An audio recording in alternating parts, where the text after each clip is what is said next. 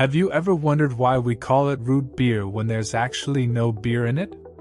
This fizzy, sweet drink with a foamy top has been around for over a century, but its story is a mix of medicine, marketing, and clever naming. In this episode of Daily Things Simplified, we're diving into the surprising history of root beer, what it's made from, where it came from, and why it's called beer at all. So grab your favorite drink, and let's get into it. Before root beer became the soda we know today, people in North America, especially indigenous tribes, were already brewing drinks from roots, herbs, and bark. These natural ingredients weren't just for flavor, they were believed to have healing powers. Sassafras root, for example, was one of the main ingredients. It gave a pleasant aroma and was thought to purify the blood. Other plants like sarsaparilla, wintergreen, licorice, and birch bark were also popular in early herbal tonics. When European settlers arrived, they learned these recipes and started experimenting. They boiled roots, bark, and herbs together, added a bit of sugar or molasses, and let the mixture ferment slightly. The result? A mildly fizzy, earthy drink, one of the earliest versions of what would become root beer. Fast forward to the 1800s. The idea of small beers was already common. Back then, people drank lightly fermented beverages made from grains or roots because they were safer than water. These beers weren't meant to get anyone drunk. They were just mildly alcoholic and full of flavor. Then came Charles Elmer Hyers, a young pharmacist from Philadelphia. In 1875, while on his honeymoon, he tried a herbal tea made from roots and spices. He loved it so much that he turned it into a commercial drink. By 1876, Hyers introduced his root tea at the Philadelphia Centennial Exhibition. But there was a problem. Men at that time weren't too excited about buying something called tea.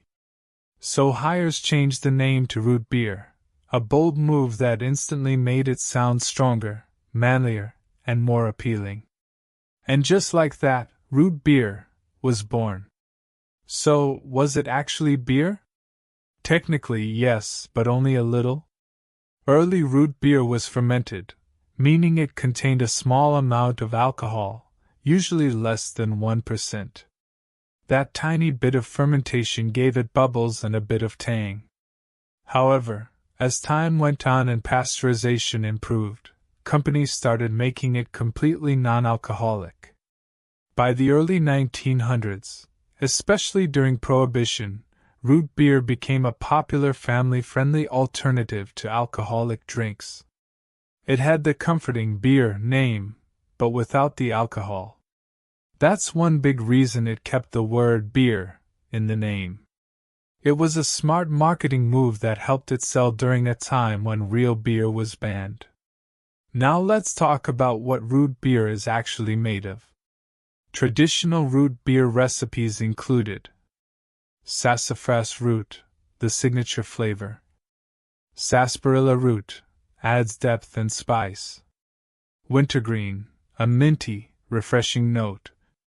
Vanilla, for smoothness. Licorice root, a touch of sweetness. Birch bark, an earthy aroma.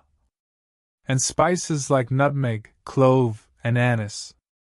These ingredients were boiled, strained, and mixed with sugar, then carbonated with yeast or soda water.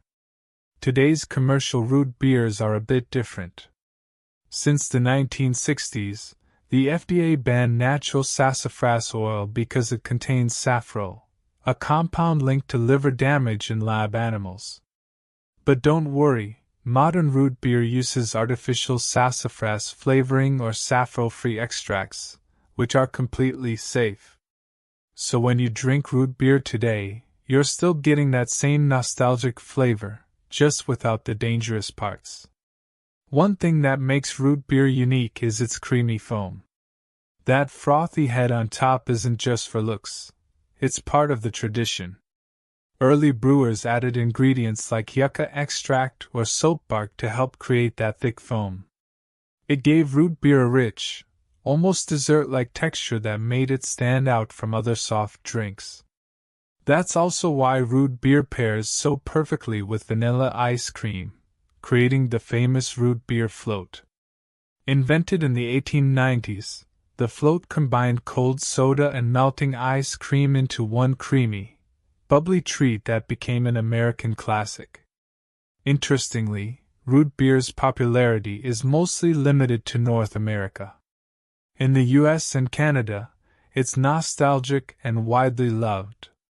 But in many other countries, people find its flavor strange or medicinal.